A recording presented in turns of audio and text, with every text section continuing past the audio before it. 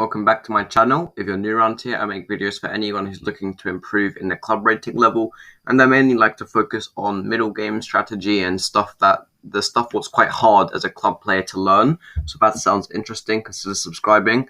Anyway, in today's game, I'm going to be going over a game I recently played in my over-the-board chess league, and it was definitely an interesting game, and definitely lots of stuff you can learn from this game and from the mistakes I made. But anyway, I'm going to flip the board because I had the black pieces, and my opponent started the game off with b4. The polished opening. I wasn't familiar with the polished opening or the orangutan at the time of the game, but I familiarized myself with it after. Anyway, I continue with e5, the main line. That's really all I knew what to do. Bishop b2, and I took. He takes, and I played knight f6. Here he played knight f3, and here what I should have done was just castle, and I'll show you what I should have done. But here I played a terrible.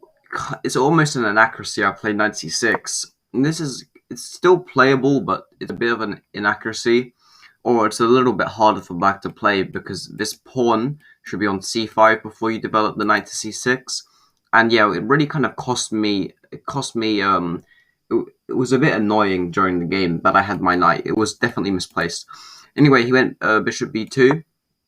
Here I went d5. I just want to say before I continue on with the game, if you ever do get this position after knight f3 or e3, just castle. And the plan is just to go d5 and c5, and then you play knight c6. So my opponent played knight f3, I played knight c6, and here my opponent played bishop b2. Here I played d5, and here my opponent played e3. I castled, and just bishop e2, fairly normal. He wants to develop his bishop to e2, and he'll try and get his bishop into the game a bit later. And here I played rook e8.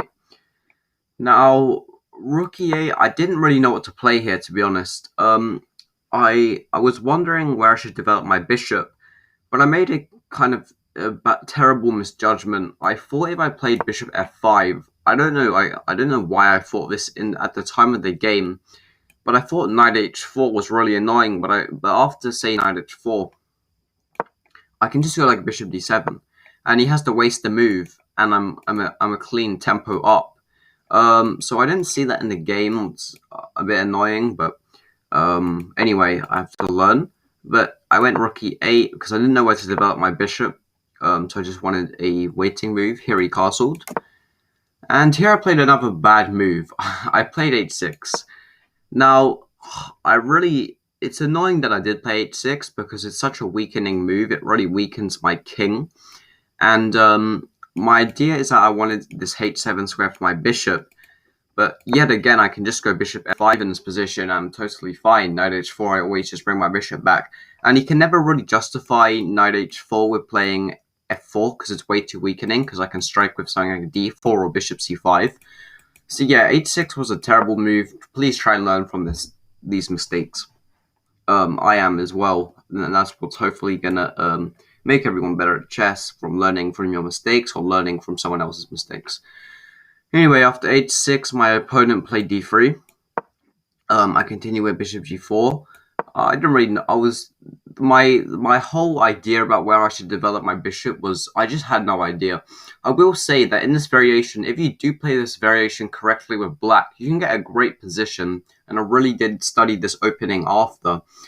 But a lot of the times, this bishop doesn't get developed till quite late on in a game, and I had a feeling that I just didn't know where this bishop belonged. But in this variation, yeah, the bishop sometimes doesn't get developed till like maybe past move 10. But anyway, the light squared bishop. Anyway, I played bishop g4. He played knight d2, and here I played queen e7. I wanted to connect my rooks. I mean, that wasn't really my reasoning in the game. I just played queen e7 because I thought it looked like a safe move. But yeah, it does connect my rooks. And I was in this position. I was really thinking hard. I really tried to understand how white was going to make progress in this position. I kind of knew he had to play c4, but he couldn't play e5, he couldn't play e4, and he couldn't play d4 because it kind of shuts down his bishop. Or if he was going to play d4, he would have to play c4 as well to open up the bishop. So yeah, I was really wondering how white makes progress in this position. So I kind of knew it was c4, but I couldn't really see a way to kind of do much about c4. Like I couldn't really see a way to prevent it, and yeah, I wasn't really too sure. Anyway, my opponent played h6, a3. Here's an extremely key moment in the game. And why is this a key moment? Because where I put my bishop actually determines a lot of the game. I play bishop c5. Bishop c5 is quite suboptimal. Idea is that I wanted to put pressure on his king and I wanted to induce d4, but he can always break open this bishop with c4. So bishop c5 wasn't a good move. Also, I didn't want to go bishop d6 because I didn't want to allow c4, say rook d8, takes, and I didn't want knight c4 to come with tempi. But so where I should have put my bishop, I believe, is a5, bishop a5. And the reason why I was scared of this is because I was scared of knight b3. And after knight b3, bishop b6, most logical. And I was scared of knight d4. But knight d4 doesn't work for white, and this is almost I would say a mistake, because I can just exchange and say after takes, I take, and now I play c6, and I got rid of my bad knight on c6, and now my bishop is a lot better. I have good pressure here, and black's position is a bit more pleasant. It's definitely a lot more clear how black develops. I can probably induce a weakening move with g3 as well. He has no light squared bishop to cover these light squares, so maybe my knight can attack these light squares, but I'm not sure. Anyway, but that was why I was scared of playing bishop a5, but bishop a5 was a totally normal move. Also, I want to say one more thing. If my opponent wants to play c4 now, I just continue with rook d8. Say after takes, and knight c4, I just play bishop c3, and my position's fine. I trade off his good bishop, and this pawn tweak is an isolated pawn. I have these really nice pawns, and all of a sudden my h6 move isn't so bad. But yeah, that's what I should have done, and I think it's quite instructive actually. I learned a lot from just some of these ideas. But anyway, I did not play bishop a5, but it was definitely the best move. And also bishop a5, most importantly, because for example, after bishop a5, white doesn't have really any way to attack the center. And I just want to say that if he wants to play something like rook e1 and bishop f1 and g3, well, this knight's always going to be pins. So so bishop a5 was probably a lot better practically, yeah, and it was just a bit much better. But anyway, my opponent played a3. I played bishop c5, and here he played rook e1. Now, I think this is the worst move I've ever played. I think this is probably the worst move I've ever played. And when you see this move, you're probably gonna just wonder how on earth I played such a terrible move. I played b5. Now, b5 is impossible to explain how on earth I played this bad move. Now, what led me to play a move like b5 was a result of a lack of concentration. I played this move so quickly, I couldn't work out a way how to make progress in this position, because when you're at the board, everything's a lot harder. When you're post-analysis, it's easy to explain the ideas because you've learned them. But when I didn't know anything about the Polish opening, or just about this whole position anyway, I had no idea how to treat it. And so b5, I'd spent a lot of time. I spent a lot of time before trying to work out where I should develop my bishop. yeah, I spent a lot of time in the opening, so I wanted to start playing moves fast. My opponent was thinking for a long time, so I played b5, and I wanted to stop c4, but it doesn't stop c4 at all, because now it almost forces me to take and let his pieces come into the game, because if I don't do anything, say like rook d8, then he just takes. So or I could maybe go like rook b8 here. But most importantly, b5 just blunders a pawn to d4. Okay, so I played bishop d6. He takes, and even in this position, only after he took, I was quite blind. I didn't actually realize I didn't even realize I'd blundered a pawn until he took. So yeah, my board vision was absolutely dreadful. Anyway, I played bishop d7. He played bishop b2. Here I played rook b8. My vision was kind of increasing at least. So I was a bit happy, even though I was down a pawn, and if he had played c4 like instead of bishop e2, I could pretty much resign. But anyway, I played knight a5. I wanted to kind of stop c4, kind of, or at least he can't take with the knight. But anyway, he played c4 anyway. I took, and here he blundered. He played knight takes. He had to take with the bishop here. But yeah, after knight takes, he just blundered an exchange. In the game, I thought this was an exchange sacrifice, because I thought it was just so obvious that knight a5 threatened knight b3. Just want to say my opponent is rated about 1500 here, and 1540, I think he said. And yeah, I really don't know how you can blunder this. I mean, I did blunder a pawn terribly, but I just thought knight a5 was so obvious, attacking this fork when you take. But anyway, he played queen c2. I take, and I take. Now here I played another bad move. This game has a lot of bad moves by me.